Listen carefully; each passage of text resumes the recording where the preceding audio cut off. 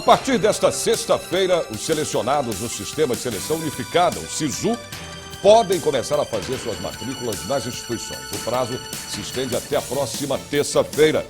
E hoje, a partir das 23 horas e 59 minutos, termina o período de inscrições para o programa Universidade para Todos. O ProUni oferece 203 mil bolsas na primeira edição de 2016, segundo informações do Ministério da Educação. O resultado da seleção do ProUni será divulgado na próxima segunda e entre os dias 25 de janeiro e 1º de fevereiro deverá ser feita a comprovação da primeira chamada dos aprovados. Vamos agora conferir outros destaques desta sexta-feira. Educação, saúde e agricultura foram os itens mais votados na audiência pública que discutiu o orçamento 2016 para a cidade de Presidente Prudente. As regras e as polêmicas de se morar em um condomínio de casas ou apartamentos. E ainda, uma dica para você que pretende viajar nesse feriado do aniversário de São Paulo. A partir de agora no Jornal da Assembleia. Morar em condomínios, muitas vezes, a gente sabe que é complicado, né? Principalmente quando o assunto é o barulho dos cães. E segundo a Comissão para Animais de Companhia, 40% dos lares das classes A, B, E e C têm um animal de estimação, né? Pois é, a polêmica está lançada, hein? Esse é Toby, um vira-lata manso de 3 anos de idade. Mas nem sempre ele é assim. Foi esse comportamento que causou problemas para Danilo, o dono de Toby. Aliás, para o bolso dele. Eu acabei pagando 2 multas, na verdade, uma por latir demais, a outra por reincidência do latido. Aí deu um valor aproximado de R$3.000. Esse foi o valor das multas que Danilo teve que pagar para o condomínio. Eu concordo que a partir do momento que o meu cachorro está incomodando os meus vizinhos, é um direito do meu vizinho não ser incomodado dentro da própria casa.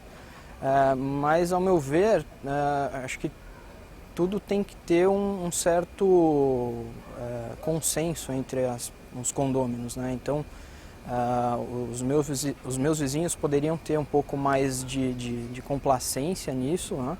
E entender que é parte da natureza do cachorro latir, é o jeito que ele se comunica com as pessoas. Mas eu tenho ciência de que os vizinhos também podem não gostar de animais e não são obrigados a ouvir o latido do cachorro. O jeito foi tentar resolver o problema. Basicamente, brincar com ele muito dentro de casa, passear com ele mais vezes do que eu passeava anteriormente e fechar todo o apartamento. Tentar camuflar, digamos assim, o latido dele ao máximo. Mas afinal, onde a liberdade de um morador acaba e começa a do outro? Há regras de convivência social básicas. Então, por exemplo, esse animal não pode estar sujando qualquer lugar, defecando, urinando. Então você tem que ponderar muito as ações de quem quer obrigar um animal a sair de um condomínio, que hoje é proibido, e pode ensejar até danos morais. Problemas como o de Danilo são comuns em condomínios, mas também é preciso ver o lado de quem se sente lesado.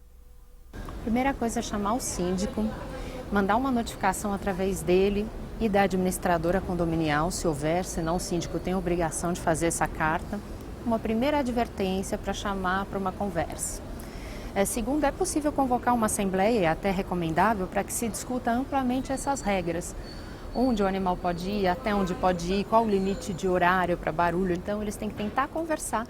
Em último caso, sim, ele pode ingressar com uma ação judicial, pensando em retirar aquele animal. Eu tive que me privar praticamente de toda a liberdade, digamos assim, do meu apartamento. Eu tive que fechar ele praticamente para que eu mantivesse o Toby aqui em casa.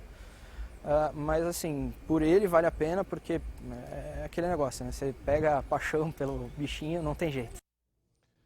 Bom, a Pinacoteca do Estado completa 110 anos em 2016. E é claro, como em todo aniversário, a gente tem que comemorar, né? Na segunda-feira, dia 25 de janeiro, a programação é especial e gratuita. Eu vou conversar agora ao vivo com a repórter Silvia Garcia, que nos traz informações agora sobre o aniversário da Pinacoteca e também do Estado. Sérgio, muito boa tarde para quem está nos assistindo. A Pinacoteca de São Paulo também está comemorando. São 110 anos de existência. E para aproveitar aí o aniversário de São Paulo, que está ficando novinha, né, Sérgio? 462 anos na próxima segunda-feira. Ela vem com um monte de eventos, com um monte de atividades e eventos para a população inteira daqui da cidade ou da capital. Mas quem vai explicar melhor essa programação é o Paulo Vicelli, que é o diretor de Relações Institucionais aqui da Pinacoteca. Seja muito bem-vindo aqui ao Jornal da Assembleia. Quem vier aqui, o paulistano ou o paulista, o que pode encontrar? Olha, vai ter uma série de atividades, uma programação muito diversa. Para começar, 8 exposições. 8 exposições nos 2 edifícios, tanto na Luz quanto na Estação Pinacoteca. Do que a gente está falando? Que exposições que são essas? Então, a primeira, uma exposição muito interessante, são 60 obras, chamada Uma Coleção Particular, com obras do acervo de arte contemporânea. Dentre elas, por exemplo, o Vanderlei Lopes, que é o cavalo que está aqui atrás da gente. Aliás, eu vou pedir até para o Bina, nosso cinegrafista, ver se você consegue passar por aqui, Bina. Vou dar a volta aqui e mostrar. Olha que interessante essa obra. É um cavalo tombado que acabou de cair e a gente tem 2 tipos aí de material bem característicos, né? Um é o bronze, que é super pesado, e o outro tá óbvio, né, Paulo? O outro é a terra e 2 materiais super importantes para a história da arte, né? O bronze e a terra, na sua função de argila, são 2 materiais que foram muito usados e são muito usados na história da arte. Na história da arte. Só para você ter uma ideia, Sérgio, essa é uma escultura, uma obra de arte de 1973 e contemporaníssima, né?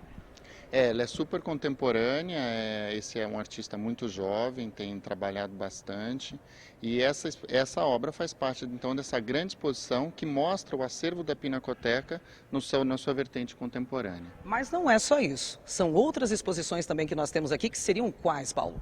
A outra grande exposição que eu gostaria de destacar é a exposição que abrimos no sábado, que é uma coleção baseada na coleção do Museu Paulista, que é o Museu do Ipiranga, que, portanto, está fechado. E a Pinacoteca vem do Museu Paulista, né? A partir de uma doação de 20 obras do Museu Paulista, que se funda a Pinacoteca. Então, essa exposição em diálogo, que é uma coleção do Museu Paulista com a coleção da Pinacoteca, reintroduz ou aproxima novamente as 2 coleções que ficaram separadas por 110 anos. O que a gente pode ver nessa coleção de curiosidade? Então, tem coisas lindas, como, por exemplo, um trabalho do Benedito Calixto, que é a inundação da Várzea do Carmo, que é um panorama de 1830, maravilhoso, super raro, e que o público vai ter a chance de ver aqui na Pinacoteca. Super boas as suas indicações. Bom, Sérgio, daqui a pouquinho eu volto com você com mais informações, dicas, porque segunda-feira a Pinacoteca, que também está aí na sua comemoração de 110 anos aí neste ano, ajuda São Paulo nos 462 com eventos diferenciados, eu diria. Para saber, aguarda aí que daqui a pouquinho a gente volta. Volto com você, Sérgio. Obrigado, Silvio. Mais uma vez aí, né? Parabéns pelo aniversário da Pinacoteca do Estado de São Paulo, que traz aí obras maravilhosas, né? Exposição a todo o público de São Paulo. Vamos agora à previsão do tempo para o sábado. Em São Paulo, sol com algumas nuvens. Não chove, a máxima chega aos 28 graus. Em Campinas, dia de sol, possibilidade de pancadas de chuva. A máxima pode chegar aos 32 graus. São José dos Campos, dia de sol com nebulosidade no período da tarde. Não deve chover não, hein? A máxima chega aos 31 graus. Sorocaba também tem um final de semana com nuvens. Faz sol à tarde. A temperatura alcança os 29 graus. Ribeirão Preto, sol e aumento de nuvens no período da manhã. Possibilidade de chuva à tarde. Os termômetros deverão marcar até 34 graus. E você vai ver no próximo bloco. Educação, saúde e agricultura foram os itens mais votados na audiência pública que discutiu o orçamento de 2016 para a cidade de Presidente Prudente. Voltamos já já.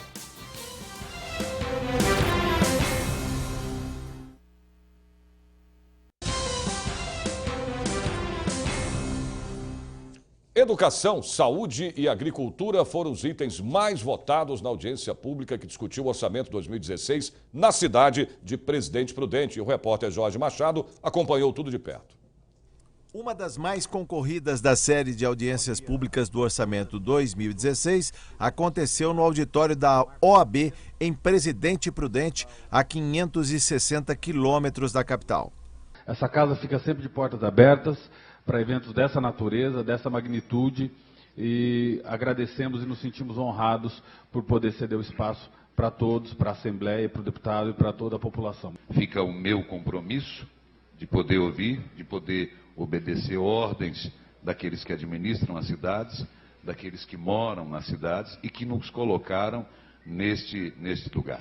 Penso que nós temos que lutar sempre por um projeto de desenvolvimento regional, e a Câmara Municipal do Presidente Prudente, ela tem discutido muito, debatido muito vários pontos, não só na questão de transporte, que é o assunto do momento da nossa cidade, mas também na questão da educação, na questão da saúde, entre outras.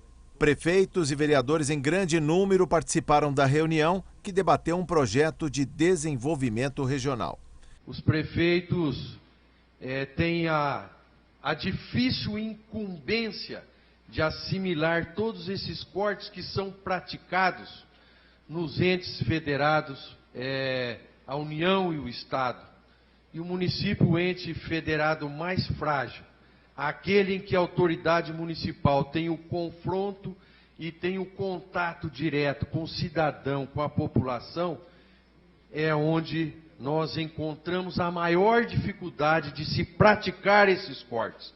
Porque esses cortes hoje, deputado Bragato, eles estão sendo realizados nos serviços de atendimento à população mais prioritários, como a educação, como o transporte, a merenda escolar.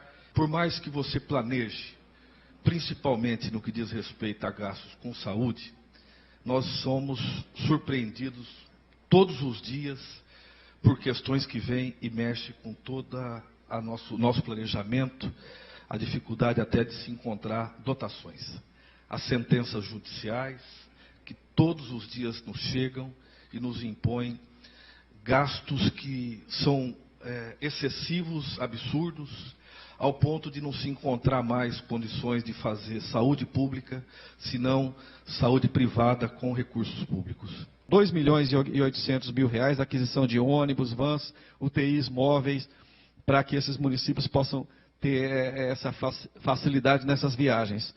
148 mil na aquisição de equipamentos para 2 consultórios médicos e eletroencefalograma e 308 mil para manutenção. Os professores aposentados que sempre participam das audiências trouxeram sugestões ao orçamento. A nossa luta é pela dignidade, pela valorização do professor e principalmente do professor aposentado que deu a vida para formar cidadãos dentro do nosso estado, dentro do nosso país. Chegou a hora, não esperar mais nem um segundo, mas chegou a hora de se mobilizar e fazer alguma coisa em prol dos institutos de pesquisa, porque é o alimento do nosso futuro, é a garantia da barriga cheia dos nossos descendentes. Os pesquisadores na agricultura pediram mais recursos humanos e materiais. Na região de Presidente Prudente, a agricultura tem peso muito forte.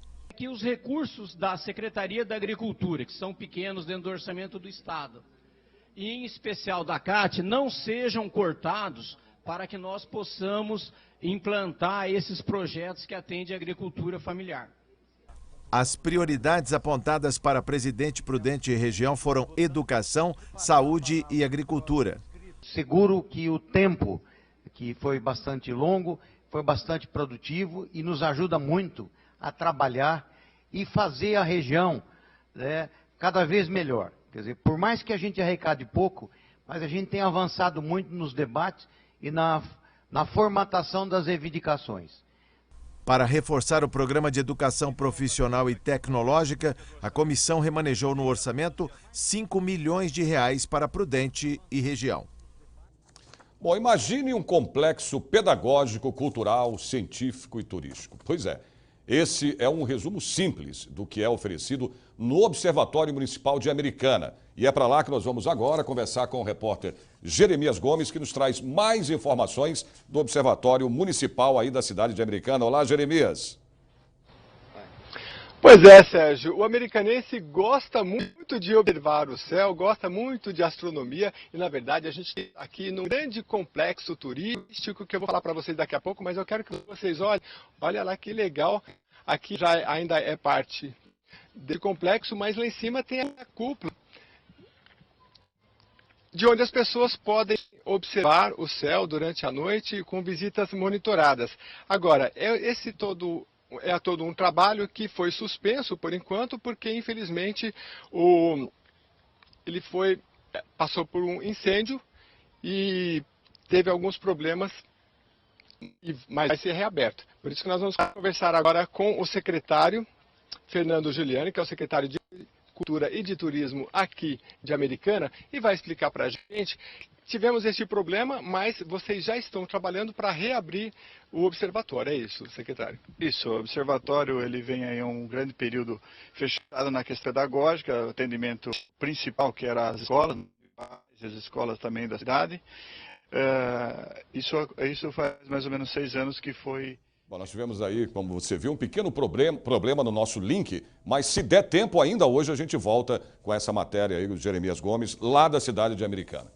Mais previsão do tempo para o final de semana em outras cidades do interior e também do litoral do estado. Santos, sol com nuvens, mas não chove não, hein? A máxima chega aos 31 graus. São José do Rio Preto, sol com muitas nuvens. À tarde, há possibilidade de pancadas de chuva. A máxima prevista chega a 33 graus. Mogi das Cruzes, final de semana com muitas nuvens. A temperatura deve chegar aos 27 graus. Piracicaba, sol, dia de sol, né? Nublado um pouquinho, mas os termômetros devem chegar aí aos 33 graus.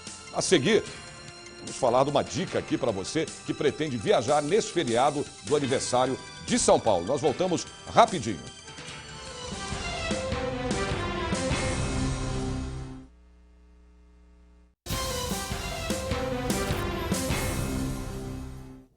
Bom, se você pretende viajar nesse feriado do aniversário de São Paulo, uma boa opção é a cidade de Socorro, que fica no interior do estado, a pouco mais de 1 hora aqui da capital paulista. A repórter Priscila Silvério foi até lá e conta as opções de diversão. Vamos acompanhar. A cidade de Socorro tem 186 anos e faz parte do Circuito das Águas do Estado de São Paulo, com outros 8 municípios. Fica às margens do Rio do Peixe, na Serra da Mantiqueira. Socorro faz divisa com o sul de Minas Gerais e está a 132 quilômetros de distância da capital paulista. Fica em um vale a 754 metros acima do nível do mar. Da Pedra Bela Vista, ponto mais alto da cidade, a beleza é ainda maior. As montanhas parecem desenhadas à mão e o sol se despede em um grande espetáculo de cores. A economia é baseada em agricultura, pecuária, turismo e nas famosas malharias. Socorro exibe construções históricas com arquitetura influenciada pelos imigrantes italianos, fundadores da cidade. Por aqui, parece que o tempo tem outro ritmo, mas se engana quem pensa que ela é só tranquilidade. Socorro também é conhecida como a cidade do turismo de aventura. Nós estamos em um dos lugares mais altos da cidade de Socorro e daqui parte uma tirolesa de 1 quilômetro. Das 20 modalidades de atividades de turismo de aventura, 10 são adaptadas. José Eduardo, qual a diferença de uma tirolesa para uma pessoa que tem deficiência? A diferença é que o equipamento teve que ser desenvolvido, né, para atender as pessoas com deficiência. O equipamento tem que ser maior, mais confortável, tem que ter todos os ajustes para permitir que a pessoa não tenha que segurar em nada. E essa segurança faz toda a diferença. Este é o equipamento normal, sem adaptações. Mas para a pessoa com deficiência, a cadeira é reforçada. Esse equipamento foi desenvolvido para atender qualquer tipo de deficiência. Então, até uma pessoa com tetraplegia consegue utilizar esse equipamento para estar fazendo tirolesa. Decidi experimentar. A sensação é de voar, de sair da limitação e ganhar os ares da liberdade. O arvorismo também foi adaptado. Apesar do acesso ser restrito a algumas deficiências, é possível, por exemplo, que um cego faça o percurso, sempre auxiliado por um instrutor treinado especificamente para isso. A melhor coisa de uma atividade com pessoa com deficiência, a melhor coisa que a gente tem é o retorno deles depois, que é um retorno de satisfação, de uma sensação de que nunca faria isso e teve a oportunidade de fazer e fez. As atividades aquáticas também são um atrativo em Socorro. Boia cross e raft podem ser praticados por pessoas com qualquer tipo de deficiência. Está vendo aqui já o bote. A diferença do bote que a gente vê, ele é o mesmo, é a cadeirinha. Isso, nesse caso a gente está mostrando uma pessoa com para ou tetraplegia que tem a opção de usar aquela cadeira, que fica acoplada no bote, tem de vários tamanhos, e a pessoa fica sentada, onde essa cadeira dá todo o conforto, toda a sustentação para a pessoa. Essa é a intenção, é descer todas as corredeiras, todas as cachoeiras. Não fica só na parte tranquila do rio, não, vai na parte bem radical também. A cidade também passou por adaptações. Praticamente tudo por aqui é acessível. O imóvel onde fica o museu é tombado pelo patrimônio histórico e não pôde sofrer interferência. Mas um prédio construído ao lado dá acesso ao cadeirante. Para subir aos pés do Cristo, um elevador. Investimento feito na cidade graças aos incentivos obtidos pelo município por meio do DAD, Departamento de Apoio ao Desenvolvimento das Estâncias. As estâncias turísticas mandam para o DAD uma declaração de receita e aí, em cima dessa declaração de receita, eles chegam no montante total. E esse montante é dividido em 50%, em metade e metade. Então, esses primeiros 50% é dividido igualitário entre todas as estâncias e esse outro 50% é proporcional à contribuição de cada estância. Então, a gente soma esses dois valores e chega num valor final de repasse para cada prefeitura. Depois de aprovado pelo DAD, aí eles devolvem para a gente, disponibilizam a verba e a gente realiza o processo licitatório para a execução das obras. Socorro recebeu a condição de estância turística em 1978. De lá para cá, recebe o incentivo do DAD. Socorro começou a se estruturar melhor, né? Porque a verba do DAD ela é destinada exclusivamente ao turismo. Então, os projetos são voltados para a infraestrutura turística, né? E Socorro recebe hoje, atualmente, cerca de 3 milhões e 100 mil, 150 mil, que são aplicados em infraestrutura turística. Há pouco tempo, os prefeitos estiveram lá na Assembleia Legislativa, foi anunciado que para os municípios em instância, cidades em instância, receberiam um espaço, um tempo de divulgação na TV Assembleia. O que o senhor acha disso? Qual será o resultado disso? Importantíssimo, porque nós corremos atrás de mídias, né? Porque precisamos ser divulgados para ser conhecidos, né? E atrair pessoas, que é o principal objetivo. E com certeza uma ferramenta dessa vai nos ajudar muito, um veículo desse vai nos trazer um ganho imenso, né? Eu acredito que vai incrementar ainda mais o nosso turismo, né? A maioria dos projetos feitos com incentivo do DAD de 2014 está em processo de licitação. Mas a ciclovia em todo o caminho turístico está em andamento. E a recuperação da fonte Pompeia já foi concluída. A principal fonte da cidade ganhou calçadão e playground. Em várias partes da cidade é possível encontrar fontes como esta de água mineral. Além de refrescante, ela faz bem para a pele, para o estômago e para os rins. Difícil é passar por uma delas e não experimentar.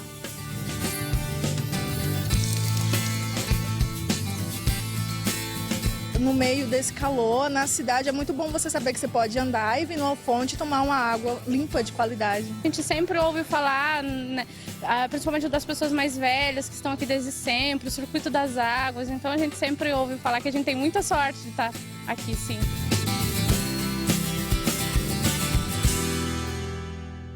Bom, eu vou começar agora mais uma vez com a repórter Silvia Garcia, que está lá na Pinacoteca do Estado de São Paulo e nos traz mais informações. A Silvia não apareceu ainda aqui, mas ela está lá, nós vamos chamar o link. Não sei se está tudo preparado. Aí, Silvia Garcia, você. Essa galhada, o que parece uma galhada, né? Na verdade, essa daqui é uma escultura feita de bronze, com algumas partes em acrílico, e representa, na verdade, um avestruz. Bom, isso você pode ver, como também outras obras de arte aqui, pinturas, quadros. E o Paulo vai passar para a gente agora a data, o horário, os serviços e o que mais a gente tem de surpresa quem vier aqui na Pinacoteca este final de semana e segunda-feira. Exato, sobretudo na segunda, né, que é o dia que a gente vai então comemorar os 110 anos da Pinacoteca, de uma grande festa popular e democrática, e também o aniversário da cidade de São Paulo. Nesse dia teremos truck foods, a entrada gratuita para o museu, 8 exposições que poderão ser visitadas de forma gratuita, promoção na nossa lojinha, atividades educativas para as crianças, enfim, vai ser um dia bastante especial e que a gente espera toda a população aqui. O horário de funcionamento aqui da Pinacoteca? Das 10h30 até as 18h. Muito obrigada pela sua participação. Só lembrando duas coisas, Sérgio. O cavalo lá com terra e bronze, ela é uma escultura extremamente contemporânea, de agora, de 2013. E mais, aqui a Pinacoteca fica na Praça da Luz, no número 2, bem no centro da cidade aqui de São Paulo. Metrô com fácil acesso. Eu volto com você aí, Sérgio. Obrigado e parabéns mais uma vez pelos 110 anos da Pinacoteca do Estado de São Paulo.